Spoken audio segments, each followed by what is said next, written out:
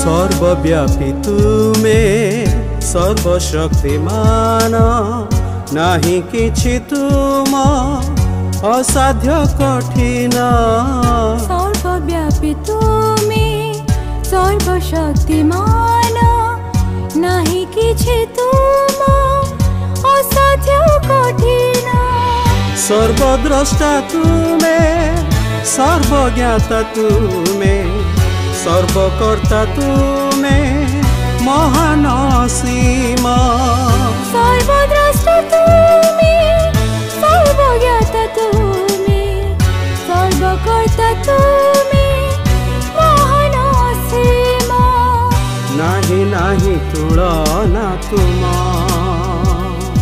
कि देई करिबु तुम आराधना सबु ताई तुम सरजना। प्रिय श्रोता बंधु प्रभु ख्रीष्ट बहुमूल्य नाम आपण को शुभेच्छा। पवित्र बाइबल गीत संहिता पुस्तक प्रथम गीतर द्वितीय पदरे आम यहपरी पाठ करूँ। मात्र सदाप्रभु व्यवस्था जार आमोद थाए ओ जे दिवारात्र ताहंकर व्यवस्था ध्यान करे से धन्य। जड़े धन्य व्यक्ति कौन सबू करे नाही ताहा कही सारिबा परे गीत रचक इठारे आमको कहती जे से कौन करे से ईश्वरंकर शास्त्र रे आमोद करे। वास्तव में ईश्वरंकर पवित्र शास्त्र होउछि जीवित ईश्वरंक वाक्य।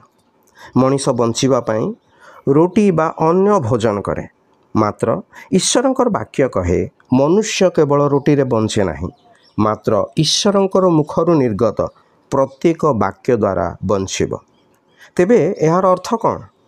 रोटी द्वारा ही मनीष शारीरिक रूपे बंची पारे, मात्र आत्मिक जीवन निमंते ईश्वरंकर वाक्य आवश्यक। मनुष्य जन्मरु पापी तथा पापर वेतन मानव आत्मार अनंत मृत्यु। एथिपाई ईश्वर मनुष्य को आत्मिक वाक्य देइछन्ते। जदि केही याको पाठ करे बा श्रवण करे एवं तही उपर विश्वास करे से अनंत जीवन प्राप्त हुए। वाक्य कहे जे प्रभु जीशु ख्रीष्ट पापी मान को परित्राण करने निमंते जगत रे अवतीर्ण होई क्रूसरे बलिदान होई मनुष्यर पापर प्रायश्चित कले, मृत्यु विजयी होई मृत्यु को पराजित कले। जेपरि जे कही तांको मृत्यु पुनरुत्थान रे विश्वास करे से अनंत जीवन प्राप्त हुए। जे कही वाक्य को ध्यान करी तदनुजाई कार्य करे से धन्य।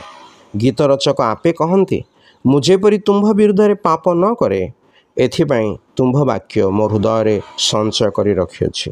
हाँ, ईश्वरंकर वाक्य मनुष्य को पापरु दूरे रखे।